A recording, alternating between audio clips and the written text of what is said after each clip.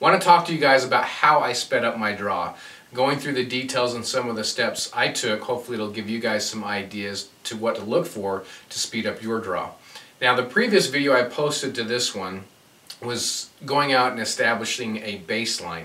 And in so doing, this was done I think about the end of March, so a little while ago. But the fastest time that I had was 1.16 with a slow of 1.71. Now I did 50 shots. Of that 50, I removed the misses. I thought, nah, those don't count. I want to just count the good shots. I had an average of 1.46.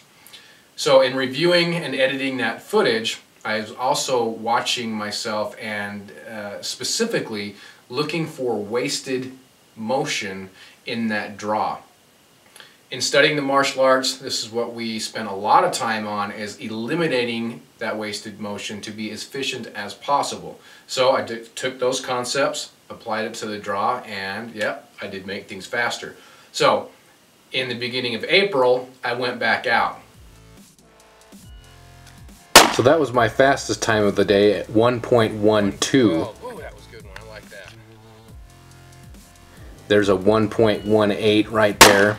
And coming up are some of the faster ones, but they are outside the A zone.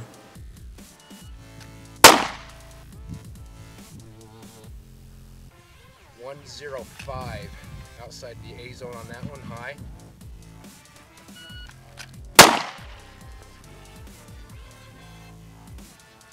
.104. That wasn't bad, but that was outside the A zone, just a little bit to the left.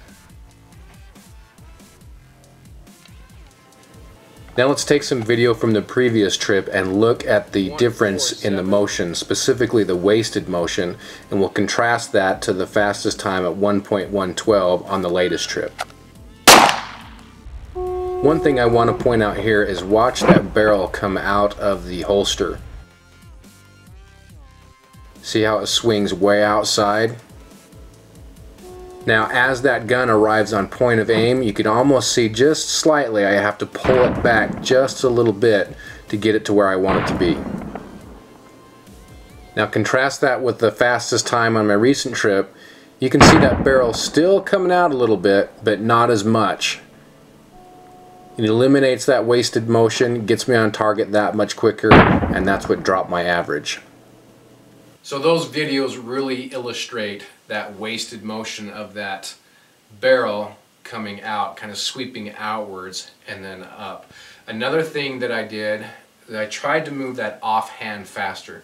The faster that hand moves, the faster your draw is going to be.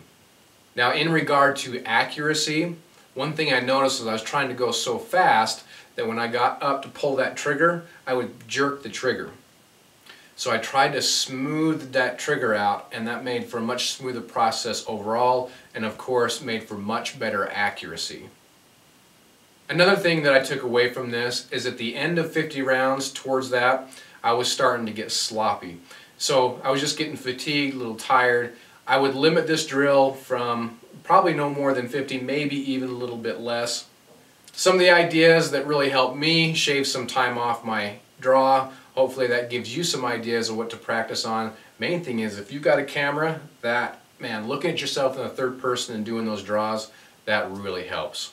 Thanks much guys, we'll see you later.